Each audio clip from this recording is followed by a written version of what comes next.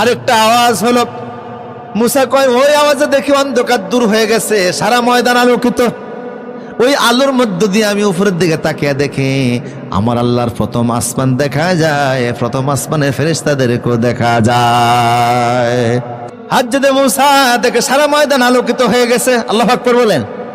প্রথম আসমানে ফেরেশতা মালিককে বললেন, ও মালিক আমার ভয় লাগতেছে, আমি আল্লাহকে দেখার জন্য দরখাস্ত দিছিলাম, আল্লাহ দরখাস্ত কবুল করেছে, এখন আমার কেন জানে ভয় হচ্ছে। মালিক বলে, ও মুসা, ইতিপূর্বে পৃথিবীর কোন নবী আল্লাহকে দেখার জন্য আবেদন করে নাই, আপনি প্রথম আবেদন করেছেন, আল্লাহ আপনার আবেদন কবুল করেছে। ধৈর্য ধরে ব্যালেন্স নিয়ে দাঁড়িয়ে থাকেন, দেখেন না কি হয়। মুসা বলে এরপরে দ্বিতীয় আসমান, তৃতীয়, চতুর্থ, পঞ্চম, ষষ্ঠ, সপ্তম, আল্লাহু আকবার। এর উপর লা জামান লা মাকান, তার উপর 70,000 নূরের পর্দা। আল্লাহ পাক বললেন, মুসা তুমি রেডি আছো? আমি রেডি আছি। আল্লাহ 70,000 নূরের পর্দার 69,999টা বাদ দিয়া দুনিয়ার কাছাকাছি যেই নূরের পর্দাটা, ওই পর্দাটাকে আল্লাহ ওপেন করলেন।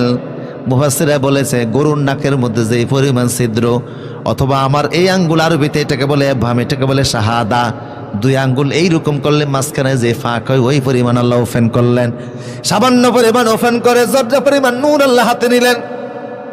সকালবেলা সূর্যের আলো উঠলে ঘরের নিচে, টিনের নিচে দিয়ে নজর দিলে দেখবেন ধুলিবালি গুলো উড়ে চোখের মধ্যে ধরা পড়ে, ওই পরিমাণ নূর জর্রা।